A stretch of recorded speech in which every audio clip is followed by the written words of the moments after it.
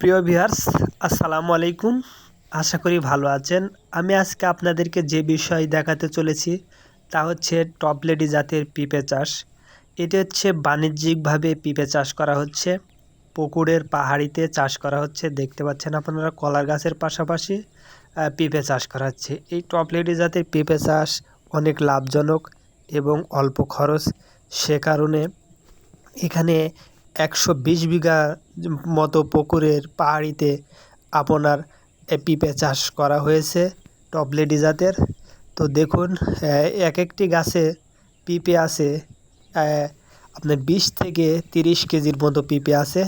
নিচ থেকে পিঁপে ধরেছিল, কারণ ২-৩ বার হারভেস্ট করেছে। তারপরে আপনাদেরকে দেখানো হচ্ছে। দেখুন এই গাছটিতে কী পরিমাণ পিঁপে আছে ভিউয়ার্স। আর যেহেতু বর্তমানে এবার সবজির বাজার বেশি, সেই কারণে বুঝতে পারছেন পিঁপে চাষ একটি লাভজনক ফসল। দেখতে পাচ্ছেন আপনারা ছোট গাছ, তবু পিঁপে কতগুলো ধরেছে। আর দেখুন কলার গাছগুলো বেশ চমৎকার এবং সুন্দর হয়েছে। আর পুকুরটা দেখুন অনেক বড়। এরকম আপনার 3টা পুকুর আছে। এই 3টা পুকুরে তারপরে আপনার সাজেনা গাছও দেখা যাচ্ছে এরকম। তারপরে আপনার মরিচ চাষ করা আছে। দেখুন অবাক করার বিষয়, এই গাছটিতে একটি পাতা নেই অথচ পিঁপে ধরে আছে। আসলে জাত ভালো হলে ফল ভালো হয়, এটা তো আসলে কথা ঠিক। মানে এই টপলেডি জাত আসলে অনেক ভালো জাত, সে কারণে পিঁপে অনেক ধরেছে। ভিউয়ার্স দেখতে পাচ্ছেন পিঁপে গাছের মাথা নেই, তবু পিঁপে কতগুলো পিঁপে ধরেছে।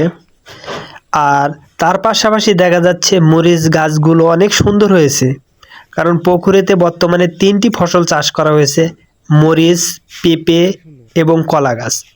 একই সঙ্গে 3টি জাতে পেঁপে সহ মরিচ এবং কলা চাষ করা হয়েছে।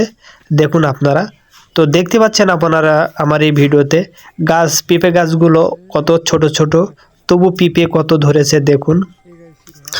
আসলে পেঁপে চাষ একটি লাভজনক ফসল, আমি আগেও বলেছি এখনও বলছি। এই পেঁপে পাহাড়িতে এসে আমার অনেক ভালো লাগলো। আপনারা যদি কেউ পেঁপে চাষ করতে চান তাহলে পুকুরে পাহাড়ি বা কোনো জমিতে আপনারা পেঁপে চাষ করতে পারবেন, এরকমভাবে ধরবে। তবে অবশ্যই আপনারা জাত নির্বাচনের জন্য টপলেডিকে ফার্স্ট 1 নম্বরে রাখবেন, কারণ টপলেডি জাতের পেঁপে দেখতে পাচ্ছেন আপনারা অনেক বড় বড় হয়ে থাকে এবং অনেক প্রচুর পরিমাণে ধরে থাকে। তো ভিউয়ার্স দেখুন আপনারা। আর এখানে মূলত এই পুকুর দেখা যাচ্ছে, পুকুরে মাছও অনেক ভালো হয়। তো দেখুন পিঁপে গাছও অনেক সুন্দর হয়েছে, অল্প খরচে পিঁপে চাষ করা হয়েছে, কারণ তেমন কোনো সার লাগে না। তারপরে মরিচও দেখুন বেশ চমৎকার হয়েছে, তাও দেখানো হচ্ছে আপনাদেরকে। তো দেখুন আপনারা কিভাবে চাষ করা হয়েছে।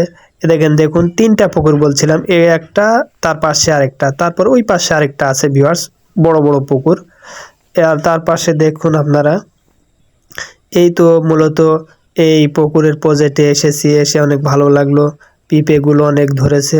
তো আজকের মতো এখানে বিদায় নিতে যাচ্ছি। অন্য কোনো নতুন ভিডিও বা পর্ব নিয়ে উপস্থাপনা করতে যাব। ভালো থাকবেন।